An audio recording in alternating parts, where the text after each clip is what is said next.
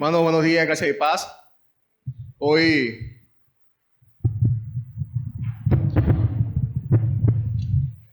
un domingo más en el que podemos reunirnos para celebrar este Día del Señor, así que eso llena nuestro corazón de gozo.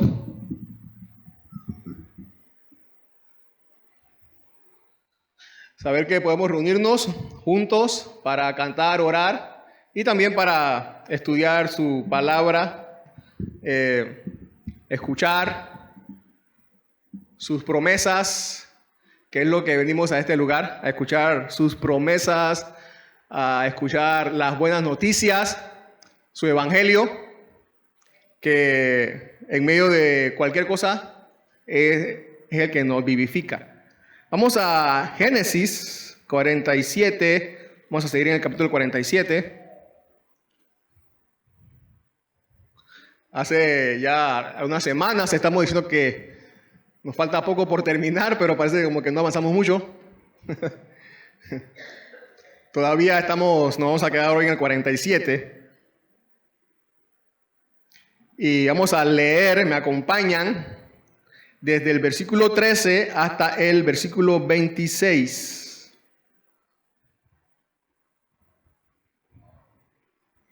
Del 13 al 26. Génesis 47, del versículo 13 al 26. Dice así: No había alimento en toda la tierra, de modo que el hambre era muy severa. Y la tierra de Egipto y la tierra de Canaán desfallecían a causa del hambre.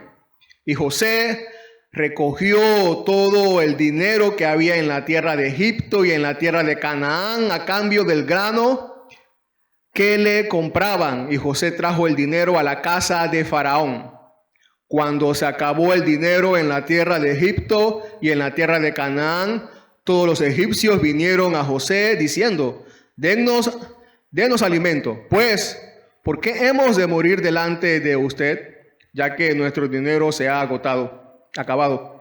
Entonces José dijo: entreguen sus ganados y yo les daré alimento por sus ganados, puesto que su dinero se ha acabado. Trajeron pues sus ganados a José, y José les dio pan a cambio de los caballos, las ovejas, las vacas y los asnos. Aquel año les proveyó de alimento a cambio de todos sus ganados. Y terminando aquel año vinieron a él el segundo año y le dijeron: no encubriremos a mi señor que el dinero se ha acabado y que el ganado pertenece a mi señor. No queda nada para mi señor excepto nuestros cuerpos y nuestras tierras. ¿Por qué hemos de morir delante de sus ojos, tanto nosotros como nuestra tierra? Cómprennos a nosotros y a nuestra tierra a cambio de alimento. Y nosotros y nuestra tierra seremos siervos de Faraón. Denos pues semilla para que vivamos y no muramos y no quede la tierra desolada. Así compró José toda la tierra de Egipto para Faraón, pues los egipcios vendieron cada uno su campo porque el hambre era severa sobre ellos y la tierra llegó a ser de Faraón. En cuanto a la gente, la hizo pasar a las ciudades desde un extremo a la frontera de Egipto hasta el otro. Solamente la tierra de los sacerdotes no compró, pues los sacerdotes tenían ración de parte de Faraón y vivían de la ración que Faraón les daba. Por tanto, no vendieron su tierra. Entonces José dijo al pueblo: hoy los he comprado a ustedes y a sus tierras para Faraón. Ahora, aquí hay semilla para ustedes, vayan y siembren la tierra. Al tiempo de la cosecha darán la quinta parte a Faraón, y 4 partes será de ustedes para sembrar la tierra y para el mantenimiento de ustedes, para los de sus casas y para alimento de sus pequeños. Y ellos dijeron: nos ha salvado la vida. Hallemos gracia ante los ojos de Faraón, mi señor, y seremos siervos de Faraón. Entonces José puso una ley respecto a la tierra de Egipto en vigor hasta hoy, que Faraón debía recibir la quinta parte. Solo la tierra de los sacerdotes no llegó a ser de Faraón. Muy bien. Se fue Génesis 47 del 13 al 26. El título de hoy es Por gracia en su ley. Por gracia en su ley. Y estas son dos palabras importantes o que sobresalen por lo menos de esta porción en la que me voy a enfocar hoy. Gracia. Ahí al final de la porción, ¿la vieron? La palabra gracia y después la palabra ley. Por su gracia en su ley. Cuando éramos hijos en la casa de nuestros padres, teníamos nosotros un gran conflicto, sobre todo cuando éramos adolescentes. Y ahora nuestros hijos que son adolescentes tienen el mismo conflicto que nosotros. Sí, es este, si mis padres me aman, si estoy bajo su cuidado y su amor, ¿por qué me ponen reglas? Ese es el conflicto que teníamos nosotros. Nos gustaba que nuestros padres nos amaran. Esto significaba que nos compraran todo lo que le pidiéramos. Ese era el amor para nosotros que queríamos recibir de nuestros padres. Pero no nos amaban cuando nos ponían reglas o mandatos. ¿No es así? Mis padres dicen que me aman y yo los amo. Estamos en una relación basada en el amor. ¿Por qué me ponen reglas para vivir en la casa?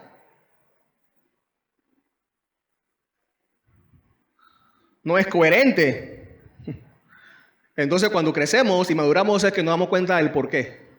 Mientras tanto estamos luchando por muchos años con ese conflicto en que no entendemos. Quizás nos hayamos confundidos también y pudimos llegar a pensar en algún momento algo parecido con respecto al Evangelio. Versículos que si no los entendemos en el debido contexto, pueden hacernos pensar, en este caso, que la ley y la gracia, como el agua y el aceite, no se pueden mezclar. Por ejemplo, en Juan 1:17, en el Evangelio de Juan 1:17, dice, porque la ley fue dada por medio de Moisés, la gracia y la verdad fueron hechas realidad por medio de Jesucristo. Como que se nos está diciendo que la ley es contraria a la gracia. No sé si han visto una imagen o un meme, como se le dice, donde está un policía que va a multar a una persona que está en su auto y la persona le dice al oficial, señor oficial, ya no estoy bajo la ley, ahora estoy bajo la gracia. Este meme sirve para aclarar que estar en la gracia de Dios no significa que podemos vivir como queramos. Así que hoy vamos a recordar, o esta porción nos recordará, que vivir en la gracia de Dios también es vivir en la ley de Dios. Vivir en la gracia de Dios también es vivir en la ley de Dios. En el versículo 13 dice, otra vez, no había alimento en toda la tierra, de modo que el hambre era muy severa, y la tierra de Egipto y la tierra de Canaán desfallecían a causa del hambre. Y aquí Moisés está tratando de llamarnos la atención a lo grave de la situación.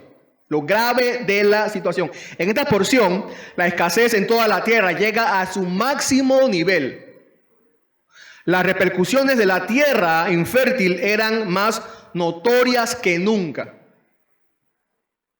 Una versión de la Biblia dice así: la falta de alimentos estaba acabando con los habitantes de Canaán y Egipto. Este escenario es el peor de todos. Está la sequía en su punto máximo. Si pensamos en el hambre en el mundo, sabemos que hasta hoy sigue siendo uno de los principales problemas. Es más, el hambre está entre los 5 problemas más graves del mundo hoy. Hoy día siguen muriendo las personas en diferentes regiones del mundo porque no tienen qué comer.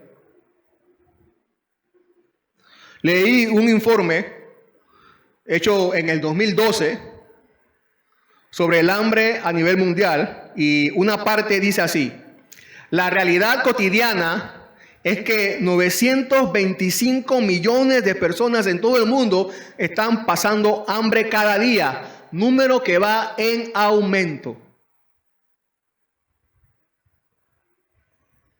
Es una realidad que si no comemos, nos morimos.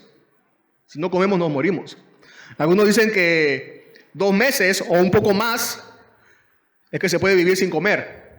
Claro, todo depende de que si estamos enfermos, si somos niños, jóvenes, adolescentes, ancianos, todo depende de eso. No nos preocupamos todos al comienzo de este año, en el mes de marzo, cuando se anunció el confinamiento. Claro, porque sin trabajo no hay dinero, y sin dinero no hay comida, y sin comida nos morimos. ¿Cuál es el resultado? Entonces, desesperación y el caos. El hambre ha obligado a personas, ustedes saben, hasta a matarse y también comerse uno al otro. El hambre entonces lleva a la desgracia. Alguien dijo, por una buena razón, el tema del alimento fue mencionado en la oración de Jesús llamada, o como llamamos, la oración del Padre Nuestro. El pan nuestro de cada día, dánoslo hoy. Necesitamos recordar regularmente que la comida es una bendición de Dios y que debe ser apreciada como tal.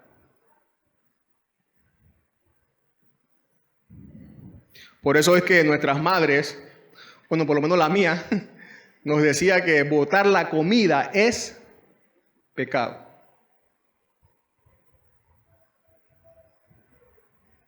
Hoy también existe una realidad paralela que muchas personas no la identifican con tener hambre, pero la Biblia sí. Cuando Jesús estuvo aquí en la tierra, ustedes recordarán, alimentó a miles de personas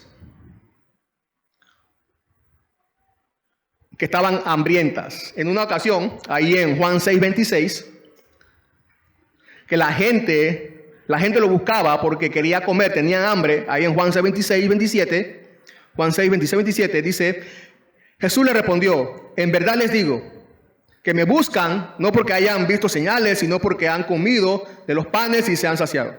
Trabajen, no por el alimento que perece, sino por el alimento que permanece para vida eterna, el cual el Hijo del Hombre les dará, porque a Él es a quien el Padre, Dios, ha marcado con su sello. Aquí Jesús entonces identificó otro alimento para otro tipo de hambre. Un alimento que no es material, para un hambre que no es material. Estas personas aquí que dice Juan 6:26, que estaban detrás de Jesús, no estaban conscientes de este tipo de hambre.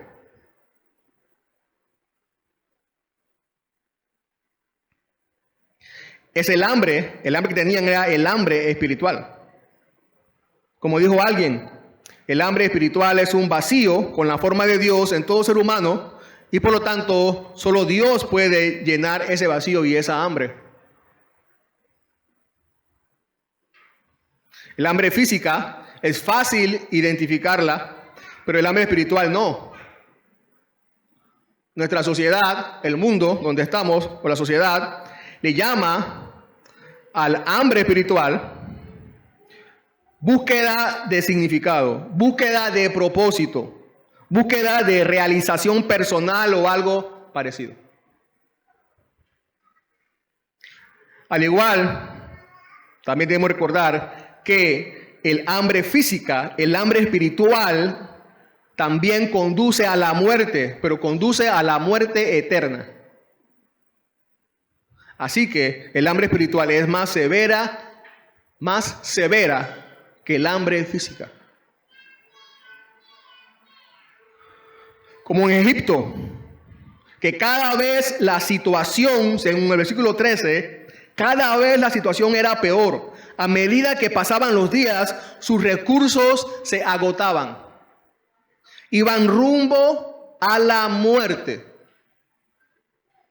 Definitivamente, pronto necesitaban una solución que fuera efectiva,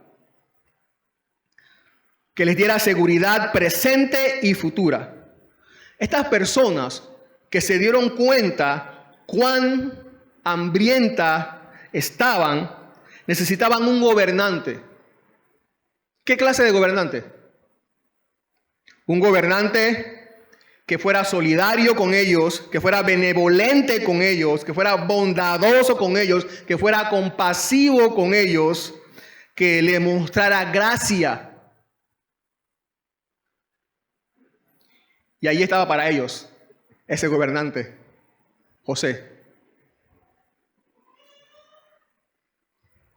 Como Cristo, que está allí para toda persona hambrienta. En Mateo 5:6, ¿se acuerdan? En las bienaventuranzas, Jesús hablando dice, Mateo 5:6, bienaventurados los que tienen hambre y sed de justicia, pues ellos serán saciados. El Señor Jesús llama aquí bienaventurados a los que tienen hambre, pero ¿cuál hambre? ¿Cuál hambre? Hambre de justicia. ¿Qué quiere decir? Que son aquellos que tienen un deseo o el deseo supremo de conformarse enteramente a la voluntad de Dios. Ese hambre.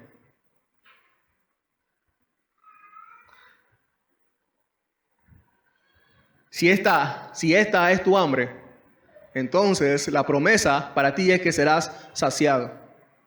Saciado con el pan de vida. Así que sigue diciendo el versículo 14. Y José, Génesis 47, 14. Y José recogió todo el dinero que había en la tierra de Egipto y en la tierra de Canaán a cambio del grano que le compraban. Y José trajo el dinero a la casa de Faraón. Todo el dinero. ¿Se pueden imaginar eso? Todo el dinero, dice que recogió José de Egipto. Esto implica que no solo recogió el dinero de los de bajo recurso, sino el dinero de todos los de Egipto, de todas las clases sociales, con excepción, por supuesto, como ya leímos adelante, de los sacerdotes. Lo mismo que el hambre espiritual afecta a todos, no importa la clase social. Como dije hace un momento, todos tienen este vacío, todos tienen esta hambre, desde el vagabundo en la calle hasta el millonario en su mansión. Entonces José recoge el dinero y se lo lleva todo a la casa de Faraón. Recuerden que José era solamente un administrador. José no estaba recogiendo el dinero para él. José no estaba haciendo negocio para él. El negocio era de Faraón. Él solamente era un administrador y estaba administrando bien. Las ganancias eran para el Faraón. Es como los cristianos, como nosotros, que entendemos ahora que somos administradores de todo lo que tenemos. Solamente administradores de todo lo que tenemos. Nada más. Somos administradores del dinero que llega a nuestras manos. Pues no es nuestro, es de Dios. Pero lo usamos y esto es debido a la gracia de Dios.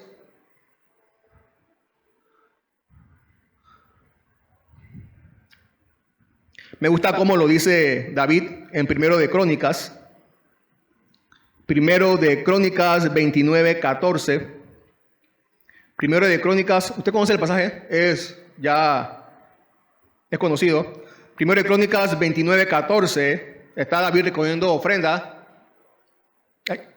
del pueblo, dice, y en una parte de su oración dice, pero ¿quién soy yo y quién es mi pueblo para que podamos ofrecer tan generosamente todo esto? Porque de ti proceden todas las cosas y de lo recibido de tu mano te damos. David está diciendo, no te estamos dando nada que no sea tuyo primero. Lo que David está diciendo a Dios. No te estamos dando nada que no sea tuyo primero. Está diciendo David a Dios. Nosotros no estamos siendo buenos con Dios o delante de la sociedad cuando le damos nuestro dinero a Dios. Eso no es mérito alguno de parte de nosotros. No es mérito alguno para nosotros. Simplemente somos ingratos si no lo hacemos. El dinero que tenemos para usar es gracias a la gracia de Dios. Somos administradores de las cosas que tenemos: casa, hijos, trabajo, carro, vestido, dinero, etc. Administradores. Solamente. Nuestro dinero le pertenece a Dios. Todo nuestro dinero le pertenece a Dios. No solamente un porcentaje. Es por eso que no usamos lo que tenemos según nuestra voluntad, sino según la voluntad de Dios.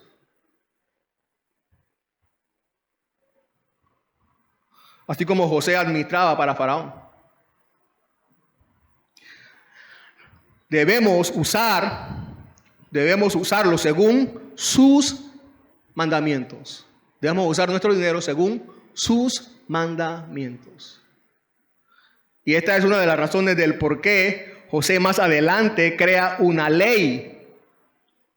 Y así nos recuerda cómo la gracia y la ley de Dios se complementan. Y aquí me adelanto un poco, porque este complemento tenía que enseñarlos al final, ¿no? Así que aquí me adelanto un poquito. Entonces, en el versículo 15 y 17 vemos que entregaron su ganado a cambio de alimento. Se le acabó el dinero, ahora entregan su ganado a cambio de alimento. En los versículos 18 y 19 se les acaba el dinero, el ganado, el alimento también que tenían, y solo les quedaba sus tierras y ellos mismos para intercambiar por más alimentos. O morían o daban sus tierras a cambio de alimento. Y a ellos mismos. ¿Qué hubiera hecho usted? ¿Qué hubiera hecho usted? Una decisión difícil, ¿no? Todos fueron a José. Todos. Nadie quería morir. Nadie quiere morir. ¿Saben? Si tan solo nos comportáramos de la misma manera para satisfacer nuestra hambre espiritual, pero el pecado nos ha cegado de tal modo que hace que en vez de ir a Dios para satisfacción, vamos hacia nosotros mismos para salvarnos.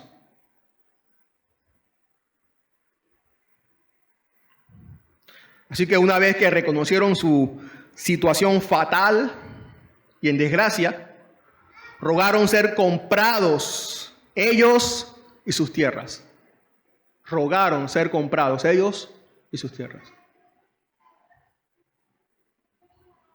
Cómprennos, decía. ¿Qué más podían hacer? ¿Qué más podían hacer? Ellos se dieron cuenta que nada más. Más nada podían hacer. Estaban en la quiebra. En la quiebra total. Así era la condición de estos egipcios. Y es allí también donde el Evangelio de Cristo nos mostró que una vez estábamos en la quiebra total.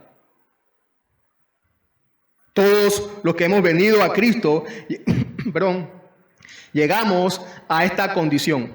Rico o pobre, vemos por la gracia de Dios nuestra real condición delante de Él. Pobres, pero pobres en la quiebra total. Si son ricos, se ven en la quiebra. Y si son pobres, se ven en la quiebra. Con respecto al Evangelio, ¿a dónde quiere llevarnos? Por supuesto, ustedes saben que no me refiero a la condición material, sino a la espiritual. Así la Biblia lo enseña. Jesús dijo en el Sermón del Monte, otra vez, Mateo 5:3, dice, bienaventurados los pobres en espíritu, porque de ellos es el reino de los cielos. Un comentarista llamado Barclay dice, o nos recuerda, que la palabra pobre, aquí usada por Mateo, significa, o viene de una raíz que significa, o tiene que ver con agacharse, o rebajarse. Y no simplemente se está refiriendo a una pobreza llevadera, ¿no? En la lucha del día a día para mantener nuestros trabajos y poder llegar hasta la quincena. No se refiere a esa clase de pobreza, sino a la pobreza miserable, a la de un mendigo. De ahí la raíz de agacharse. Se refiere a ese tipo de pobreza, a la de un mendigo, a la de estar en la quiebra total. Es el individuo que no tiene literalmente nada y que está en inminente peligro de caer víctima de la inanición. Esta palabra pobre que usa Mateo en el capítulo 5, versículo 3, describe la pobreza en total indigencia.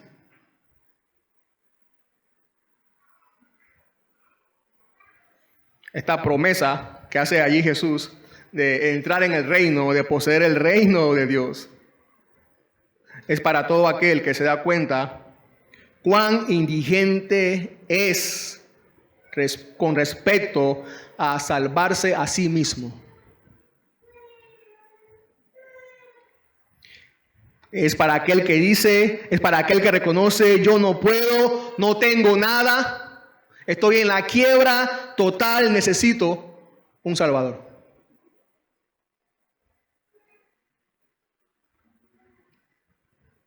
¿Se acuerdan de la parábola también en Mateo que contó Jesús del tesoro escondido y la perla de gran precio? ¿Se acuerdan?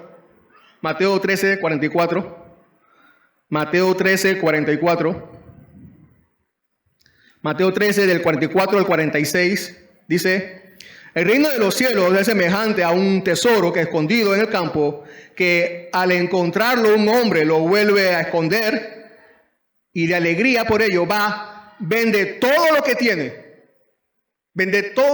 tiene y compra aquel campo. Y dice el versículo 45, el reino de los cielos también es semejante a un mercader que busca perlas finas, y al encontrar una perla de gran valor fue y vendió todo lo que tenía.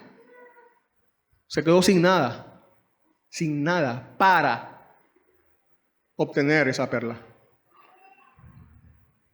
Como los egipcios que dieron todo para obtener la vida. Se deshicieron de todo lo que tenían para obtener la vida. El reino de los cielos, aquí dice Jesús, es ese tesoro, esa perla. Nos deshacemos de todo para vivir allí. Porque es allí donde está la salvación y la vida eterna. Oye.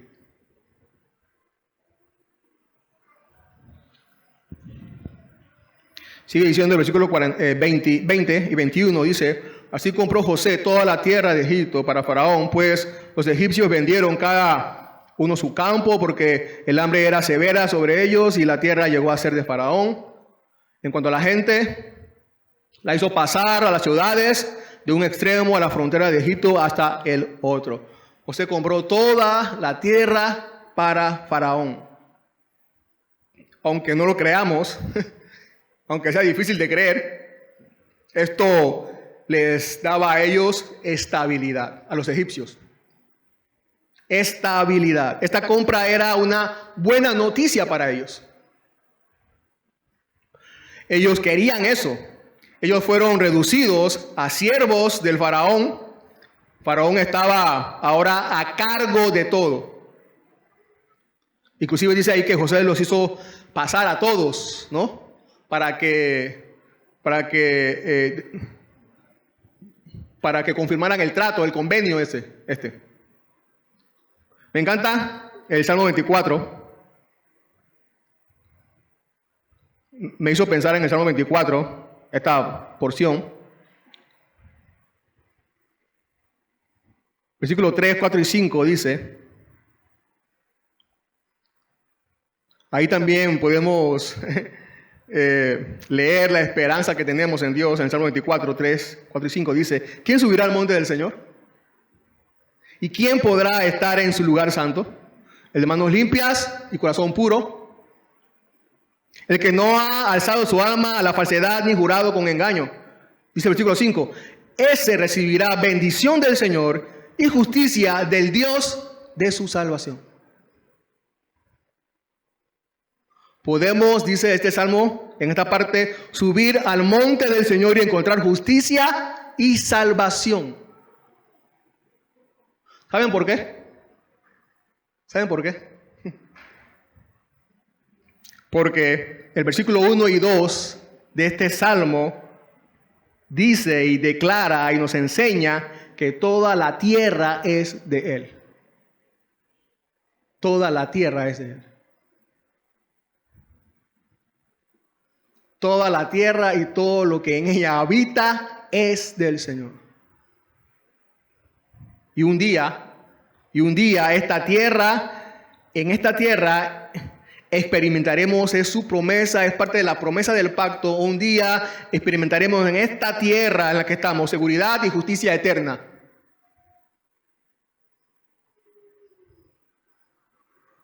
Así como José les dio a los egipcios, pero por supuesto mucho más maravilloso.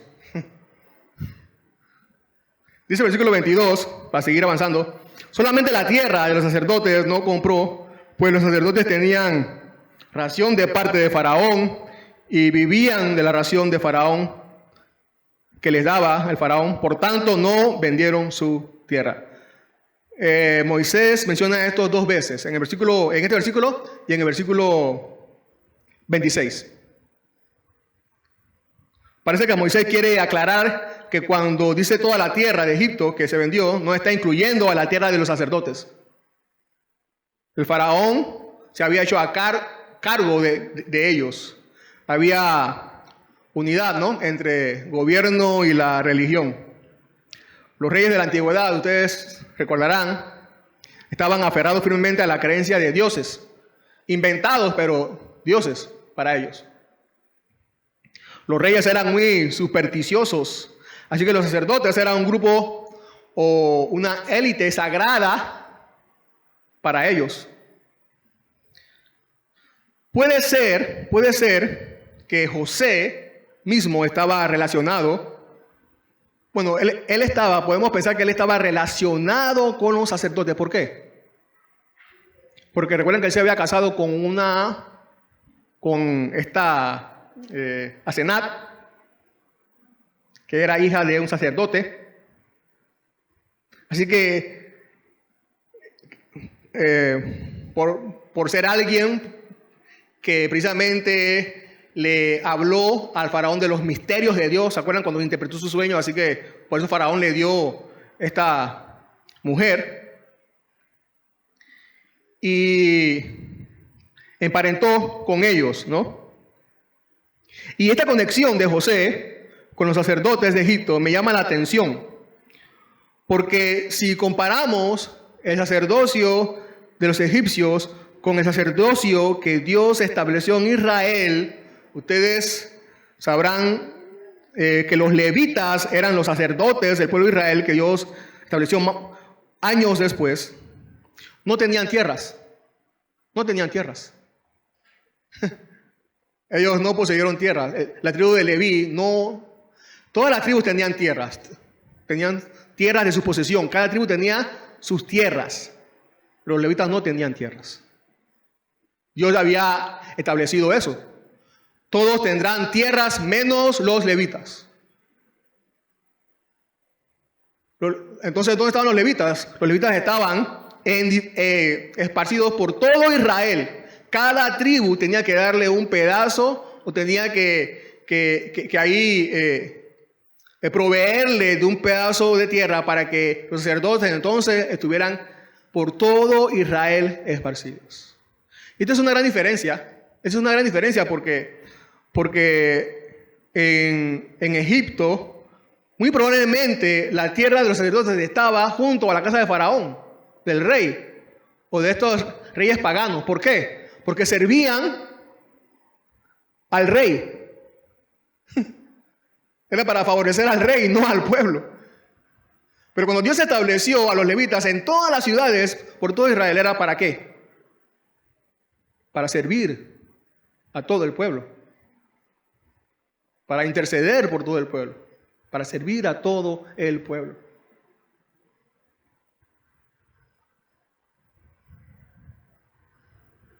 Así que José cumplía entonces con este servicio. Para toda la nación de Egipto, brindar salvación que el pueblo necesitaba. Igual que Cristo, ¿no es así? Igual que Cristo. Nuestro sacerdote perfecto. Bueno, sigamos. Dice el 23. Entonces José dijo al pueblo: hoy los he comprado a ustedes y a sus tierras para Faraón. Ahora aquí hay semilla para ustedes. Vayan y siembren la tierra. Dice el 24. Al tiempo de la cosecha darán la quinta parte a Faraón. Y 4 partes serán de ustedes para sembrar la tierra y para el mantenimiento de ustedes, para los de sus casas y para el alimento de sus pequeños. Hoy los he comprado a ustedes. A ellos, sus vidas le pertenecían a Faraón, sus tierras, todo le pertenecía a Faraón. Pero han sido comprados para vivir. Esto de venderse era bastante común por todo el cercano oriente, dicen los comentaristas, los historiadores. Los campesinos que habían perdido sus tierras se vendían para sostenerse a sí mismos y sus familias. Esto podría ser por un día o por periodos más largos o hasta años. Años después, también en Israel se estableció algo parecido. El término, o Dios lo estableció, el término de la servidumbre por deudas no podía exceder los 6 años. En este caso específico de los egipcios parece sugerir una servidumbre perpetua como arrendatarios del faraón. Bueno, según estas palabras, parece que la sequía estaba pronto a terminar. Porque ellos querían semillas para sembrar y José les proveyó semillas para sembrar. Algunos comentaristas creen que José dijo estas palabras o se hizo este trato en el año 6 de la escasez. Ya faltaba un año, ¿no?, para terminar. Pero miren, José les da entonces una mejor salida o les provee la mejor salida para sus problemas. Sembrar. Aquí también vemos entonces muestra de bondad. Una gran muestra de bondad. Era justo lo que necesitaban. Aquí hay semilla, vayan y siembren. De la cosecha, la quinta parte es para el faraón. O sea, reunían todo lo que cosechaban, lo dividían la cosecha en 5 partes. En 5 partes, ellos agarraban 4, las 4 para ellos y la quinta era para Faraón.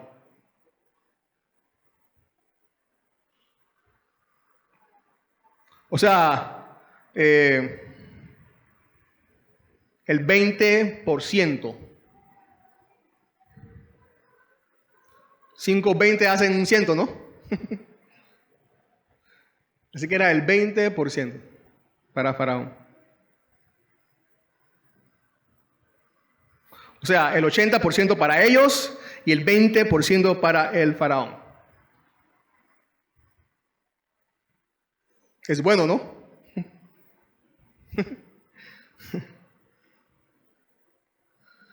Es bueno.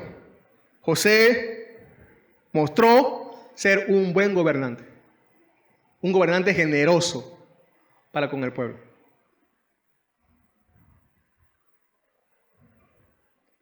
Ellos, entonces, igual que José, se vuelven administradores de las propiedades de Faraón.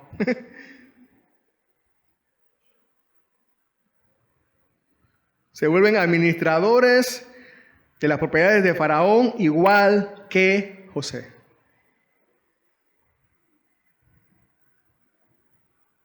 La tierra no era de ellos, pero podían disponer de la tierra. Eso era bueno. Eso era bueno. En ese sentido, ellos estaban hacían la misma labor que José. Administrar las propiedades de Faraón. Pero, de acuerdo también a la ley que José había dicho, dar la quinta parte para Faraón. Así se muestra la gracia de Dios, cuando también nos compra para que vivamos. En 1 Corintios 6:20 dice el apóstol Pablo, porque han sido comprados por un precio. Le recuerda Pablo a los hermanos allá en Corinto que habían sido comprados por un precio. Estaba hablando del precio de la muerte de Cristo. Comprados por un precio. Pero nos preguntamos, ¿nos compró Dios para vivir como queramos?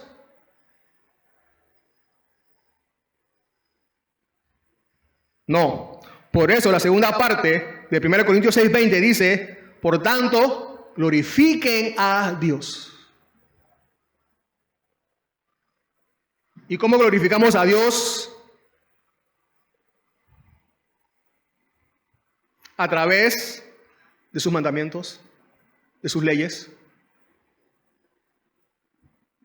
Él nos ha comprado para vivir según sus mandamientos, según sus leyes. Y no hay mejor ley que esa ley para vivir. Igual que los egipcios.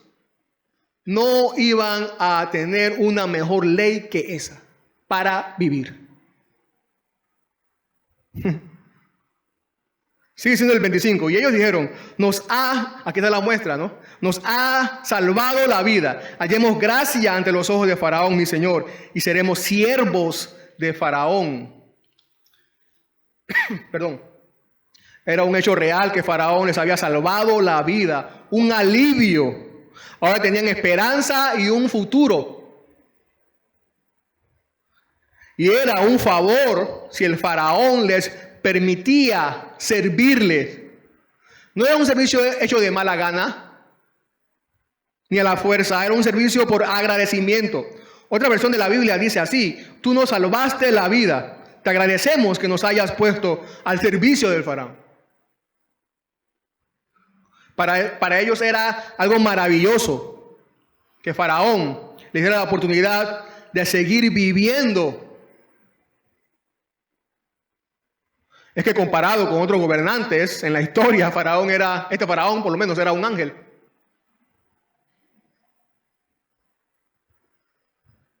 José es benevolente, claro, a través de José, ¿no? José es benevolente porque le salvó la vida. ¿Por qué? Porque él podría haber dicho, muéranse todos.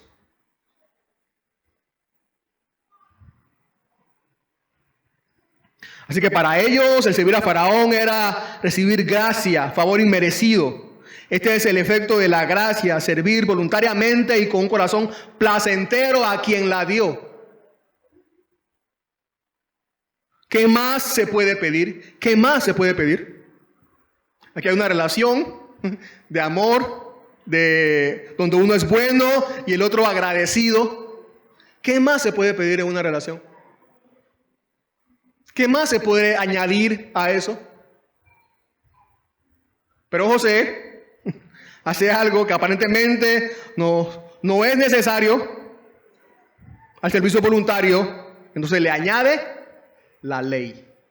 Dice el versículo 26, entonces José puso una ley respecto a la tierra de Egipto en vigor hasta hoy, que Faraón debía recibir la quinta parte sobre la tierra de los sacerdotes, no llegó a ser de Faraón. El servicio dado como respuesta de la gracia, el servicio dado de los egipcios como respuesta de la gracia que habían recibido, José ahora lo hace ley, un decreto, una ley del gobierno con el acuerdo del que habían llegado, ¿no? Tienen esta tierra para hacer esto de esta manera.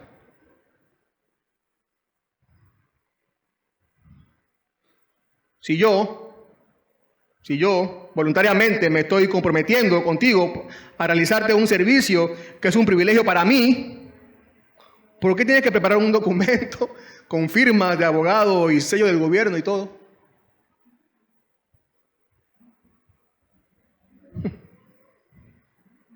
Hasta cierto punto y en ciertos contextos hasta nos ofende. Y es que relacionamos gracia con algún favor que hacemos porque nos nace hacerlo. Y si alguien va a poner alguna ley con respecto a algo que debo hacer, entonces es una obligación, es a la fuerza, no quiero, pero tengo que hacerlo. Claro, podríamos pensar en muchas otras razones por las cuales José hizo eso, ¿no? Tal vez para las futuras generaciones que no estuvieron en ese momento, ¿no? Pudieran entender cómo se realizó el convenio y todo lo demás. Pero es aquí donde podríamos confundirnos, y hay mucha gente confundida hoy con respecto al Evangelio. Podríamos llegar a pensar que obedecer a Dios bajo la ley se hacía allá con Moisés hace miles de años y lo hacían obligados, ¿no? Qué aburrido, ¿no? Pero ahora cuando murió Cristo servimos a Dios y lo obedecemos en la gracia voluntariamente y felices. ¿Acaso el apóstol Pablo no parece dar a entender eso? Por ejemplo, Romanos 6:14, donde dice, pues no están bajo la ley, sino bajo la gracia. Y en Gálatas 5:18 dice, pero si son guiados por el Espíritu, no están bajo la ley. Como que la ley es mala y la gracia es buena. La verdad es que debemos recordar que cuando la Biblia dice que no estamos bajo la ley, ¿a qué se refiere? Se refiere a que los cristianos no estamos bajo la maldición de la ley. No estamos los cristianos bajo la maldición de la ley, la cual es que no nos puede salvar. La ley no nos puede salvar, pero la gracia sí. Allí es donde se contrapone la ley con la gracia. La ley no, la gracia sí nos puede salvar. Pero la ley sí sirve para algo. Nos sirve aún hoy, nos servirá a los cristianos. Es la ley de Dios. Es la ley de Dios. El pueblo de Israel, inclusive, nunca vio la ley en sí misma como una maldición.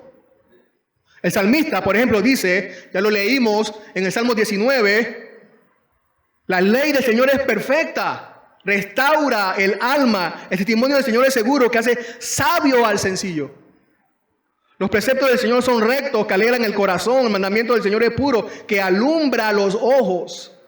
El temor del Señor es limpio, que permanece para siempre. Los juicios del Señor son verdaderos, todos ellos justos, deseables más que el oro, más que mucho oro fino, más dulces que la miel y que el destilar del panal. Además, tu siervo es amonestado por ellos. En guardarlos hay gran recompensa.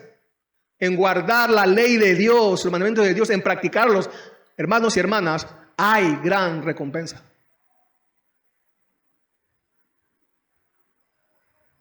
David y el apóstol Pablo estaban de acuerdo en esto. El apóstol Pablo dice en Romanos 7:12, así que la ley es santa y el mandamiento es santo, justo y bueno. Ya no estamos bajo la ley o bajo la maldición de la ley. Eso significa, ya no estamos bajo la ley. Significa que ya no estamos bajo la maldición de la ley, no que ya no debemos obedecer la ley.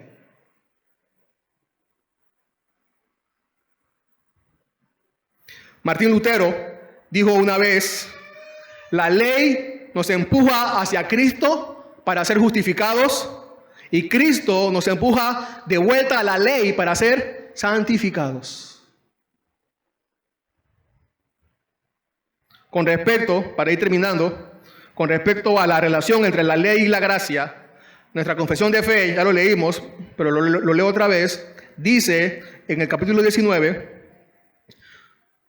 aunque los verdaderos creyentes no están bajo la ley como pacto de obras para ser por ella justificados o condenados, sin embargo, esta es de gran utilidad tanto para ellos como para otros, en que como regla de vida les informa de la voluntad de Dios y de sus deberes, les dirige y obliga a andar en conformidad con ella, les revela también la pecaminosa contaminación de sus naturalezas, corazones y vidas, de manera que al examinarse a la luz de ella pueden llegar a una convicción más profunda de sus pecados, a sentir humillación por él y odio contra él, junto con una visión más clara de la necesidad que tienen de Cristo y de la perfección de su obediencia. También la ley moral es útil para los regenerados a fin de restringir su corrupción en cuanto a que prohíbe el pecado, y sus amenazas sirven para mostrarlos que sus pecados todavía merecen y qué aflicciones pueden esperar por ellos en esta vida, aun cuando están libres de la maldición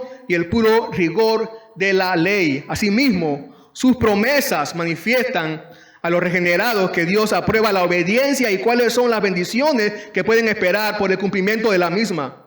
Los usos de la ley ya mencionados tampoco son contrarios a la gracia del Evangelio, sino que concuerdan armoniosamente con él, pues el Espíritu de Cristo subyuga y capacita la voluntad del hombre para que haga libre y alegremente lo que requiere la voluntad de Dios revelada en la ley. ¿Qué podían hacer los egipcios para salvarse? Nada. Nada, así que recibieron gracia.